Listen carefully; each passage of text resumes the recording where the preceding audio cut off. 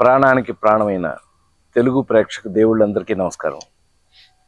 ఈవేళ నాతో కొన్ని సంవత్సరాలు పనిచేసిన నా ఫ్రెండ్ మా గంగాధరు నిర్మాతగా వాళ్ళ అబ్బాయిలు కొత్త కొత్త బ్యాచ్ తోటి నిరంజన్ హీరోగా రుక్మిణి అనే సినిమాని తీస్తున్నారు. మీ అందరికీ తెలుసు, ఎప్పుడు నేను చెప్పేది ఒకటే, ఆ కాలం నుంచి తను నాతో ఎదురుని మూడు పక్కన పెళ్ళాం అలాంటి ఎన్నో సినిమాలు వర్క్ చేశాడు నాతో.